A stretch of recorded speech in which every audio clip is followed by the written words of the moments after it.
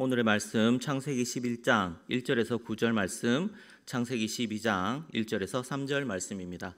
제가 가진 성경으로 구약 성경 13쪽쯤 됩니다. 찾으신 줄 알고 봉독하겠습니다. 온 땅의 언어가 하나요, 말이 하나였더라. 이에 그들이 동방으로 옮기다가 시날 평지를 만나 거기 거류하며 서로 말하되 자, 벽돌을 만들어 견고히 굽자 하고, 이에 벽돌로 돌을 대신하며 역청으로 진흙을 대신하고, 또 말하되 자, 성읍과 탑을 건설하여 그 탑 꼭대기를 하늘에 닿게 하여 우리 이름을 내고 온 지면에 흩어짐을 면하자 하였더니, 여호와께서 사람들이 건설하는 그 성읍과 탑을 보려고 내려오셨더라. 여호와께서 이르시되 이 무리가 한 족속이요 언어도 하나이므로 이같이 시작하였으니 이후로는 그 하고자 하는 일을 막을 수 없으리로다. 자, 우리가 내려가서 거기서 그들의 언어를 혼잡하게 하여 그들이 서로 알아듣지 못하게 하자 하시고, 여호와께서 거기서 그들을 온 지면에 흩으셨으므로 그들이 그 도시를 건설하기를 그쳤더라. 그러므로 그 이름을 바벨이라 하니 이는 여호와께서 거기서 온 땅의 언어를 혼잡하게 하셨음이니라. 여호와께서 거기서 그들을 온 지면에 흩으셨더라. 여호와께서 아브라함에게 이르시되 너는 너의 고향과 친척과 아버지의 집을 떠나 내가 너에게 보여줄 땅으로 가라. 내가 너로 큰 민족을 이루고 너에게 복을 주어 내 이름을 창대하게 하리니 너는 복이 될지라. 너를 축복하는 자에게 내가 복을 내리고 너를 저주하는 자에게는 내가 저주하리니 땅의 모든 족속이 너로 말미암아 복을 얻을 것이라 하신지라. 아멘.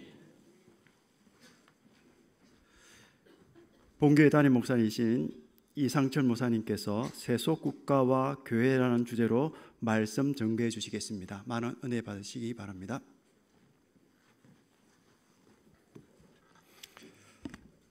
순회 예배를 통해서 우리 교회 방문해 주신 남전도 연합회 임원들과 또 회원들에게 감사를 드리고 환영을 합니다.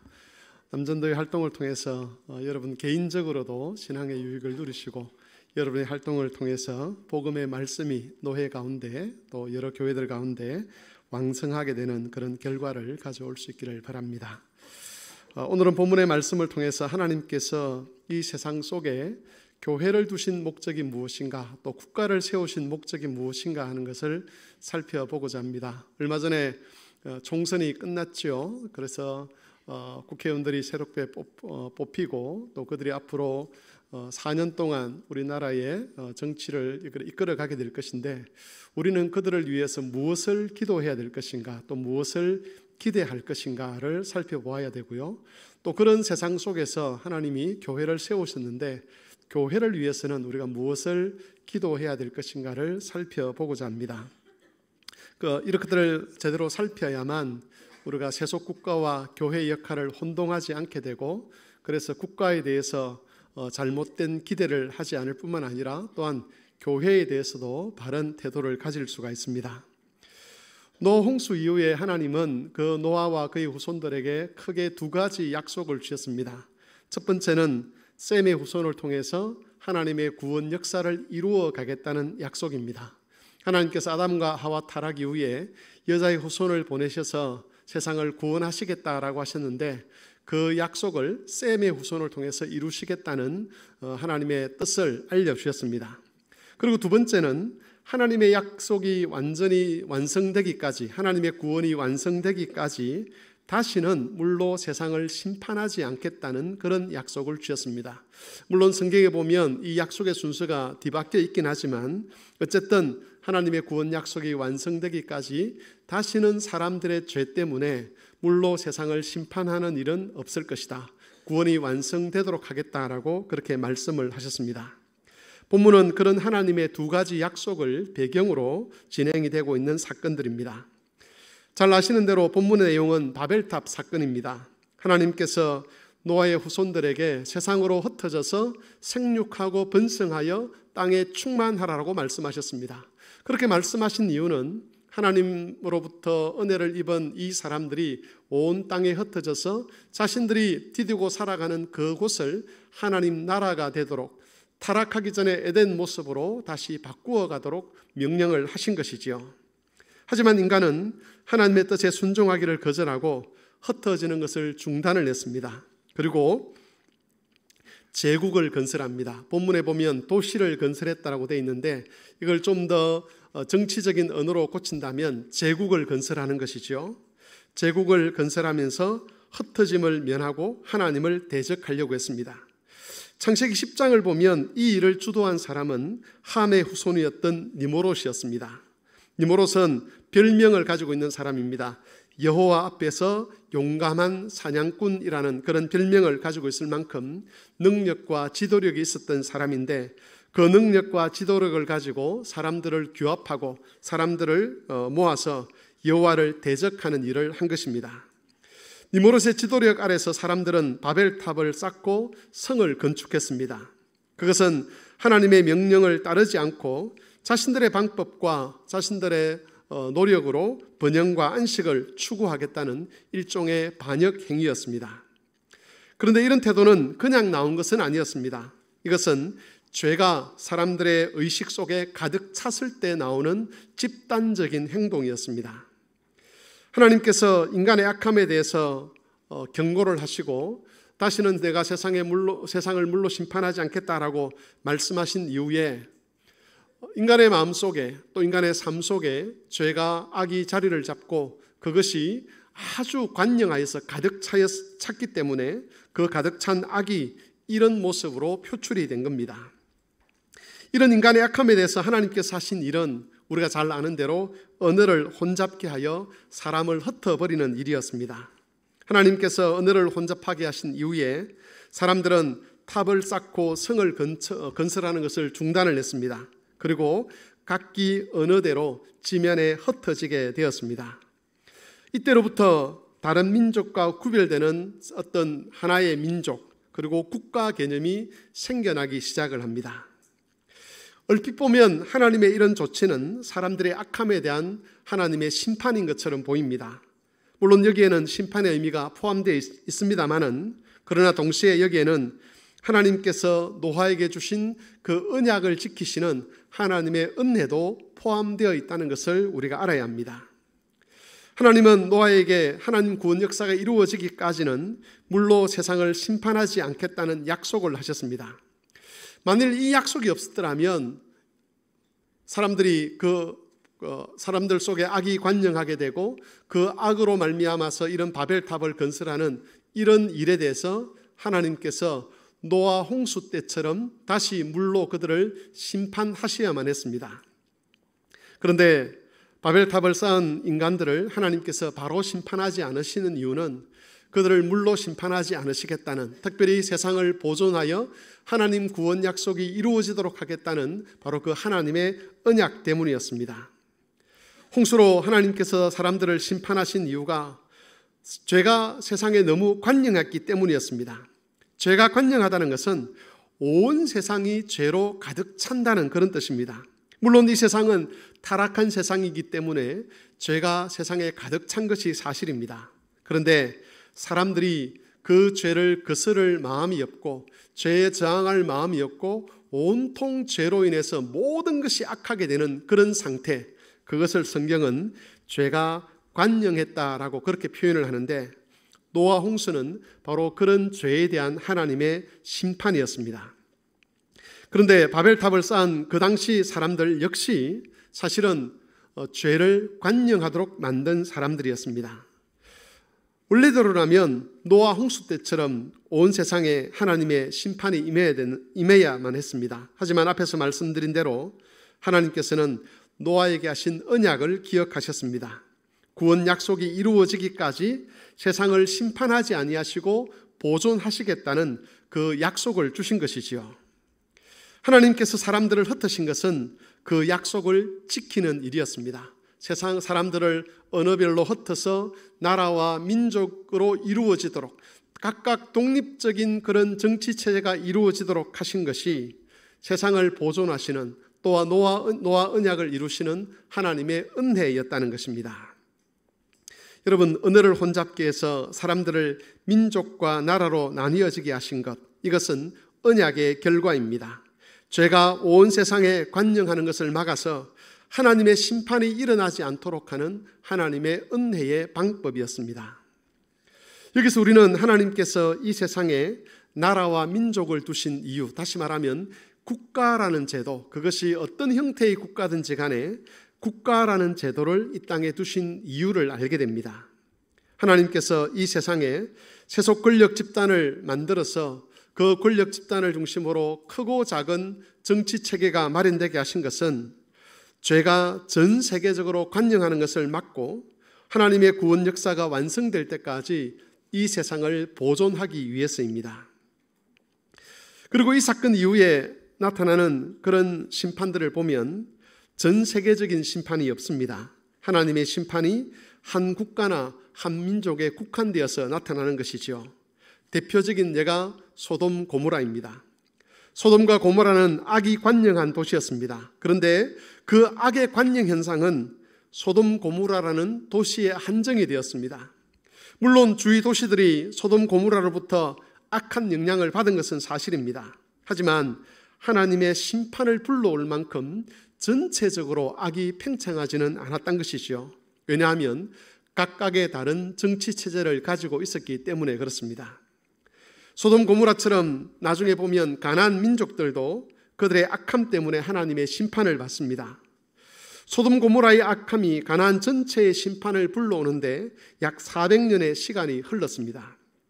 이처럼 국가라는 그런 서로 다른 정치 체제가 만들어짐으로 인해서 한 국가의 악함이 다른 국가로 전이되는데 제한이 있게 되었고 그 영향력도 감소할 수밖에 없었습니다. 이것이 성경에서 국가라는 제도가 세워지게 된 첫 번째 이유라고 성경은 밝히고 있습니다. 그리고 이것은 오늘날에도 역시 변하지 않습니다. 하나님께서 여전히 이 세상에 세속 국가를 두신 이유는 국가를 통해서 죄가 전 세계적으로 관영하는 것을 막아주시기 위함입니다. 대한민국이라는 나라가 예를 들어서 온통 죄로 관영했다고 해서 이 죄가 바로 일본에 영향을 미치고 미국에 영향을 미치고 그럴 수 없는 것이요. 왜냐하면 다른 권력 집단이 지도자가 되어서 다스리고 있기 때문에 그렇습니다. 각각의 단위들로 국가가 형성되어 있으면 다른 국가와 경쟁하는 구도를 가지면서 악의 영향을 직접적이고 급속하게 받는 것을 어느 정도는 막을 수 있는 것입니다. 그리하여 한 집단의 악함이 온 세상으로 퍼져서 온 세상이 죄로 관영하는 그런 것을 어느 정도는 막을 수 있는 겁니다. 다시 말하면 국가를 통해서 악과 죄를 억제하는 겁니다.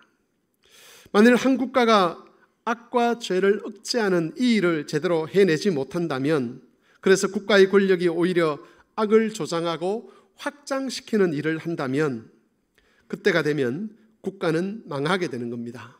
그 국가가 죄를 억제할 능력을 상실해버리면, 그 법이 공평성을 잃어버리게 되면 그 국가는 역사의 뒤안길로 사라지는 것이지요.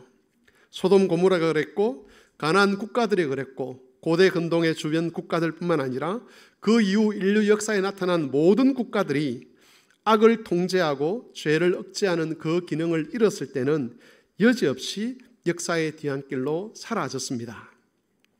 여러분, 이것이 하나님께서 세속 국가를 이 세상에 두신 목적입니다. 그렇다면 여러분, 교회를 두신 목적은 무엇이겠습니까? 창세기 12장은 하나님께서 아브라함을 부르시는 내용으로 이루어져 있습니다. 하나님께서 아브라함을 부르신 목적은 2절 3절에 잘 나타나고 있습니다. 12장 2절 3절을 제가 읽어보겠습니다. 내가 너로 큰 민족을 이루고 내게 복을 주어 내 이름을 창대하게 하리니 너는 복이 될지라. 너를 축복하는 자에게는 내가 복을 내리고 너를 저주하는 자에게는 내가 저주하리니 땅의 모든 족속이 너로 말미암아 복을 얻을 것이니라 하신지라. 하나님께서 아브라함을 부르신 것은 아브라함과 그의 후손들을 통해서 하나님의 복이 세상에 임하도록 하기 위함입니다. 여러분, 이때 복이라는 것은 하나님께서 천지를 창조하실 때 말씀하신 그 복을 의미합니다. 간단하게 말하면 하나님의 영광과 생명을 주시는 구원의 복을 말씀하시는 것이지요. 이 복이 구체적으로 어떻게 나타날 것인가 하는 것은 역사가 진행되면서 점진적으로 밝혀졌습니다. 모세를 통해서 주신 율법에 보면, 또 다윗 왕의 통치를 살펴보면, 그리고 마지막으로 예수 그리스도의 가르침과 예수님의 십자가 죽음과 부활 사건을 살펴보면 타락한 세상에 하나님께서 어떻게 복을 주시는가를 알 수 있다는 겁니다. 정리를 하면 아브라함을 부르신 목적은 죄의 문제를 해결하고 사람들에게 구원의 복을 주시기 위함입니다. 이것이 바로 이 땅에 교회를 세우신 목적이죠. 이 목적은 국가를 세운 목적과는 전혀 다릅니다.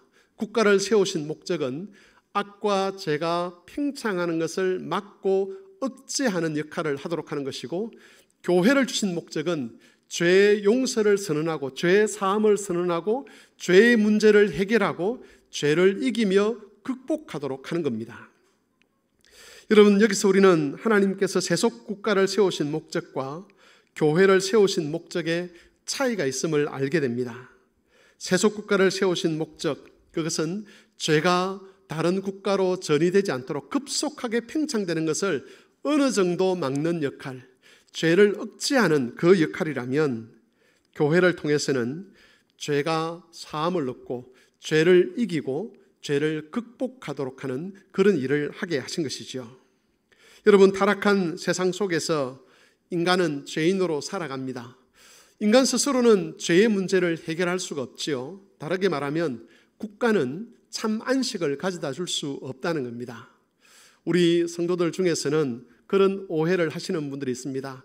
이 정치 집단이 권력을 잡으면 나라가 평안할 수 있고 저 정치 집단이 권력을 잡으면 나라가 망할 것이다. 그런 생각을 하시는 분이 있을지 모르겠습니다. 물론 어느 정도 누가 지도력을 행사하느냐에 따라서 차이가 있을 수는 있지만, 어떤 권력 집단이 국가를 잘 운영한다고 해도 그 국가 집단을 통해서 또 그 정치 집단을 통해서 참 안식과 평화가 임하는 것은 아니라는 것을 우리가 알아야 한다는 것입니다. 정치 집단, 하나님께서 국가를 세우신 목적은 어느 정도 죄를 억제하기 위한 것이지, 그들을 통해서, 그 국가를 통해서 하나님의 참된 안식과 평화가, 다시 말하면 하나님의 복이 이 세상에 임하도록 하는 그런 목적으로 국가를 세우신 것은 아니라는 겁니다.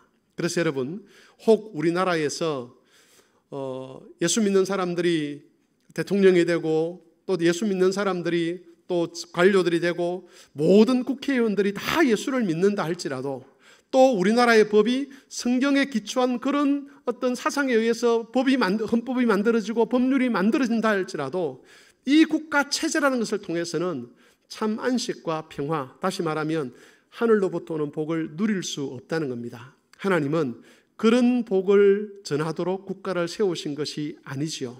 사람들의 그 악함을 어느 정도 막아내시기 위해서 하나님께서 약속하신 그 구원이 완성될 때까지, 좀 더 직접적으로 말하면 예수 그리스도께서 다시 오실 때까지 이 세상이 하나님의 심판으로 내몰리지 아니하고 이 세상이 보존되도록 하기 위해서, 어느 정도까지 지켜지도록 하기 위해서 국가를 세우신 것이고, 참된 복과 평안, 하늘로부터 임하는 그 참된 복은 오직 교회를 통해서만 전파되도록 그렇게 약속을 하신 것입니다. 그래서 여러분, 교회는 국가와는 다른 은사, 다시 말하면 국가에는 없는 은사들을 주셨습니다. 하나님께서 국가에 주신 것은 권력이죠. 공권력입니다. 우리는 국가의 공권력을 존중해야 됩니다. 왜냐하면 그것은 하나님께로부터 오는 것이죠. 그런데 교회는 그런 공권력이 없습니다. 대신 교회가 하나님의 복을 세상에 전파하도록 하기 위해서 하나님께서 주신 것이 있는데, 그것은 바로 말씀과 성례입니다. 말씀과 성례는 하나님의 은혜가 임하는 방편이죠. 하나님의 복이 임하는 방편입니다. 이 말씀과 성례는 구원을 얻게 하는 방편이며 죄를 이기게 하는 능력의 방편입니다. 특별히 하나님께서는 교회에 이 말씀과 성례를 지키고 보호하도록, 또 그것을 집례하도록 직분자들을 주셨습니다. 목사는 기본적으로 말씀과 성례가 오염되지 않도록 지키고 보호하며 집례하는 일을 합니다. 장로는 말씀과 성례에 참여하는 교인들의 삶을 살피고 지도해서 그들이 말씀과 성찬에서 멀어지지 않도록 돕는 일을 해야만 합니다. 집사와 권사들은 교인들 중에 개인적인 어려움이나 경제적 곤란함 때문에 말씀과 성례의 복에 참여하지 못하는 사람들이 없는지를 살펴서 그들을 돕고 온 교회가 함께, 온 성도들이 함께 하나님의 복을 누리도록 하는 그런 역할을 하는 겁니다. 여러분, 이처럼 하나님께서 세속국가를 세우신 목적과 교회를 세우신 목적이 다르고 세속국가에 주신 그런 하나님의 권위와 교회에 주신 권위가 다릅니다. 이것을 혼돈하게 되면 교회를 향해서 세속국가 역할을 요구하는 일이 생길 수가 있습니다. 또 세속국가를 향해서 교회의 역할을 하라고 요구하는 일이 생길 수 있다는 것이죠. 각 도시마다 성시화 운동 본부라는 것이 있습니다. 성시화 운동이라는 것은 온 도시를 기독교화 되도록 만들겠다는 그런 말인데, 그 열정은 우리가 충분히 이해를 하지만 성시화라고 하는 것은 성경적인 표현이 아님을 우리는 알아야 합니다. 그래서 그런 용어를 사용할 때 조심해야 되는 것이죠. 기독교 국가를 만드는 것이 결코 하나님의 뜻이 아니라는 겁니다. 기독교 국가가 되고 성시화가 되면 어떤 일이 생기느냐 하면 세례 없이, 신앙 고백 없이 교인이 되는 그런 일이 일어날 수밖에 없는 것이고, 그렇게 되면 교회가 타락을 하게 됩니다. 우리가 잘 알고 있는 칼빈이 종교개혁을 할 때에 제네바라는 도시가 성시화된 도시였습니다. 온 도시 전체가 하나의 교회였다는 것이죠. 여러분, 그런 도시들은 반드시, 또 그런 교회들은 반드시 타락하게 되어 있습니다. 세속국가를 향한 하나님의 목적과 교회를 향한 하나님의 목적이 다른데 이것을 혼돈하게 되면 그런 오리를 우리가 범하게 되는 겁니다. 최근에 한국 사회는 정치적으로 매우 양분화되어 있습니다. 어쩌면 이런 현상은 당연한 것이죠. 권력을 추구하는 정치 집단은 권력을 얻기 위해서 자기 지지층을 결집시켜야 되고, 그러기 위해서는 상대편에 대한 혐오감을 조장을 해야 합니다. 또 미디어가 발달하면 발달할수록, 시간이 지나면 지날수록 정치적인 양극화는 점점 더 심해지게 될 것입니다. 문제는 상대방에 대한 혐오감을 조장하는 이런 정치인들의 전략에 교회들이 놀아나고 있다는 겁니다. 성도는 개인적으로 한 국가의 시민으로서 정치적인 발언을 할 수 있습니다. 아니, 해야만 합니다. 또 정당을 지지하거나 특정 정당의 정책에 대해서 반대할 수도 있습니다. 심지어 그리스도인으로서 직접 정치에 참여할 수도 있습니다. 그러나 그런 정치에 참여나 발언들을 할 때에 우리는 자기 믿음의 고백과 일치하는 행동을 해야 되고, 아무리 개인적인 정치 활동이라 할지라도 그리스도의 가르침을 어기거나 그것을 넘어서는 일은 없도록 해야만 합니다. 그런 것들이 존중이 된다면 여당에서나 야당에서나 정치 활동을 하고 또 어떤 정책에 대해서 지지하거나 반대하는 일을 얼마든지 자유롭게 할 수 있는 것이죠. 문제는 교회의 이름으로 특정 정당을 지지하거나 반대한 일을 하는 것은 잘못되었다는 것입니다.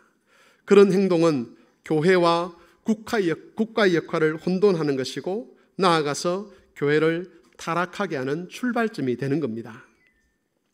그리스도께서 교회에 자신의 이름을 주신 것은 특정 집단을 지지하는 데 사용하라고 주신 것이 아닙니다.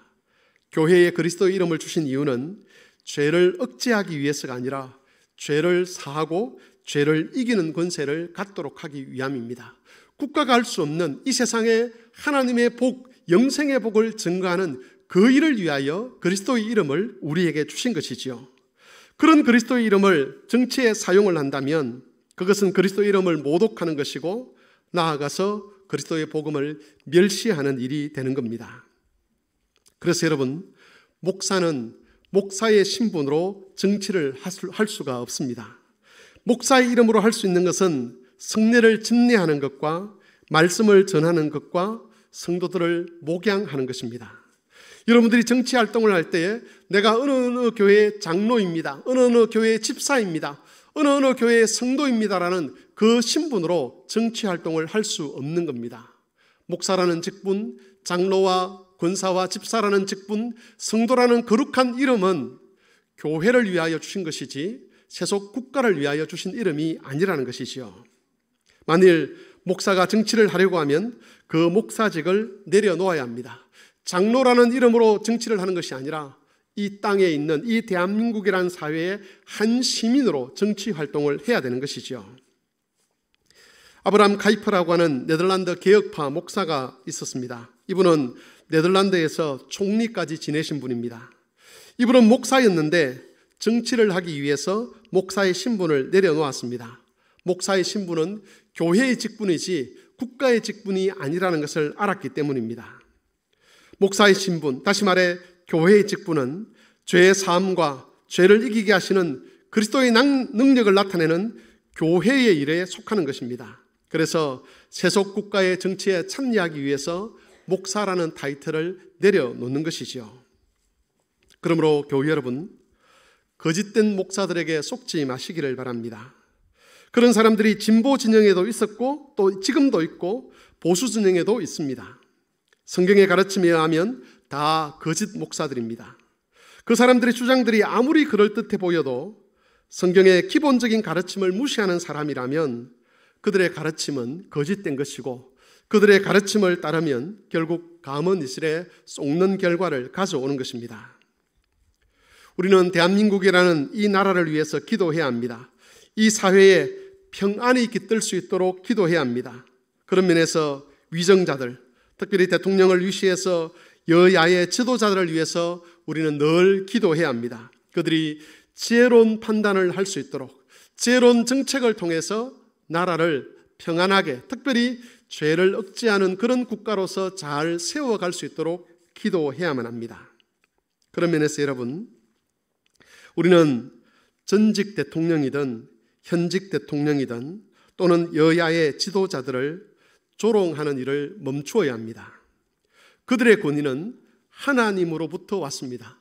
하나님께서 그들에게 권력을 주시고 지위를 주셔서 우리 사회가 그런 서로의 경쟁을 통해서 건강한 사회가 되도록, 특별히 죄가 관영한 사회가 되지 못하도록 막는 역할을 그들에게 맡기셨습니다. 전에도 말씀을 드렸지만 지금의 대통령을 향해서 동물에 빗대어서 조롱하고 폄훼하는 일은 그것은 곧 그분에게 권위를 주신 하나님을 모욕하는 일입니다. 전직 대통령을 향해서도 마찬가지입니다. 누구든지 간에 그런 일을 한다는 것은 바로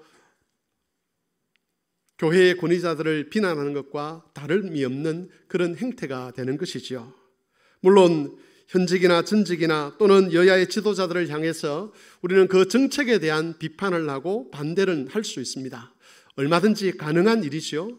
하지만 그리스도인들은 인간적인 모멸감을 주는 표현들을 가지고 사람을 비난하는 그런 일은 하지 않아야 한다는 겁니다. 예수께서는 원수들에게조차 긍휼을 베풀라고 했는데 나와 다른 정치적 입장을 가지고 있다고 해서 그들을 인간 이하의 존재로 여기고 그렇게 모멸감과 또 그들의 어떤 인격을 무시하는 그런 발언들을 한다면 그것은 우리를 거룩한 부르심으로 부르신 하나님의 뜻에 합당한 것이 아니라는 겁니다. 비록 나와 다른 입장을 가지고 있지만 하나님께서 그에게 주신 권위를 인정하고 기본적으로 그를 존중하는 그런 태도로서 비판도 하고 동조도 하는 그런 성숙한 모습을 보여주어야 합니다. 우리는 또한 교회를 위해서 기도해야 합니다. 교회를 위해서 기도하되 직분자들을 위해서 기도해야 합니다.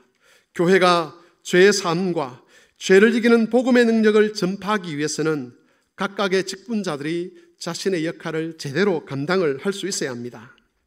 목사나 장로나 집사나 권사의 직분 중에서 어느 하나라도 소홀하게 되면 교회의 온전한 기능을 할 수가 없는 것이죠. 오늘날에는 직분에 대한 이해가 잘못되어서 목사만 제대로 하면 다른 것은 다 괜찮을 것이라고 생각을 합니다. 하지만 성경은 그렇게 가르치지 않습니다. 한 교회가 온전한 교회, 다시 말하면 예수 그리스도의 죄 사함의 은혜가 충만하고 죄를 이기는 능력이 가득하고 이 땅에 하나님 나라의 복을 끼치는, 복을 흘려보내는 그런 교회가 되기 위해서는 목사를 비롯한 장로와 집사와 권사, 직분을 맡은 자들이 각각의 역할을 다 잘 감당해야만 온전한 교회가 될 수 있다는 겁니다. 목사는 목사대로 말씀을 바르고 능력 있게 설교를 해야 합니다. 장로는 장로대로 교인들을 잘 신방하면서 그들의 삶을 목양할 수 있어야 합니다. 또한 집사와 권사는 고통 중에 있는 성도들이 누구인지 살펴보아야 되고 그들이 하나님의 은혜에서 제외되는 일이 없도록 잘 살펴서 모든 교인들이 한 몸으로 주님의 은혜에 참여할 수 있도록 해야만 합니다. 그럴 때 죄를 억제하는 이 국가를 바탕으로 해서 교회가 죄를 사하며 죄를 이기는 그런 권세 있는 사역을 펼쳐갈 수 있게 되고 이 악한 세상에 하늘로부터 임하는 복을 전하는 그런 교회들이 될 수 있는 것이죠. 바로 그럴 때 교회는 세상에서 빛이 되고 소금이 될 수 있을 것입니다. 직분을 맡으신 분들은 그런 직분을 감당하는 것이 쉽지 않다는 것을 아마 알고 계실 것입니다. 그래서 가능하면 이 직분을 내려놓고 싶은 그런 마음들이 드실 것인데 여러분, 그 직분은 하나님께서 여러분을 영광스럽게 여기셔서 충성스럽게 여기셔서 맡기신 직분이라는 것을 꼭 기억하십시오. 내가 이러저러한 사정 때문에 이것을 내려놓고 싶은 마음이 생기지만 하나님께서 그 직분을 주실 때 어떤 마음으로 그것을 주셨는지 그리고 그 직분을 주시면서 무엇을 기대하셨는지를 잘 살핀다면 이것이 얼마나 영광스러운 것인가를 알게 될 것입니다. 모든 교회의 직분자들이 자신의 직분의 소중함을 깨닫고 충실하게 그 직분을 감당할 때에 교회는 말씀의 터 위에서 든든히 서가게 되고 이 세상의 어떤 풍파 속에서도 흔들리지 아니하고 주님의 몸된 그 역할들을 감당할 수 있게 되는 것입니다. 그러므로 교회 여러분, 이 일을 위해서 기도하시기를 바랍니다. 나라에 하나님께서 국가를 세우신 목적이 무엇인지 알고 그 국가를 위해서, 위정자들을 위해서 우리는 기도해야 되고 역시 교회를 세우신 목적을 알고 그 교회의 직분자들을 위해서 기도할 수 있어야 합니다. 그럴 때 하나님께서 우리에게 긍휼을 베풀 것이고 그런 수고를 통해서 많은 사람들이 하나님의 복을 누리게 될 것입니다. 우리 노예에는 각각의 연합기구들이 있습니다. 남전도회 연합회, 여전도회 연합회, 또 주일학교 연합회, 또 공식적인 기구는 아니지만 장로회 연합회도 있습니다. 하나님께서 이런 연합회 활동을 통해서 바로 서로를 세워가는 서로의 교회를 세워가는 그런 은혜를 베풀어 주시면 참 좋겠습니다. 그래야 노예 산하에 있는 모든 교회들이 주의 은혜에 의해서 든든히 서가고 말씀의 능력과 권세를 덧입어서 죄를 이기고 죄를 극복하고 하나님의 복을 전하는 아름다운 교회로 세워질 수 있기를 바랍니다. 말씀을 생각하며 같이 한번 기도하겠습니다. 하나님께서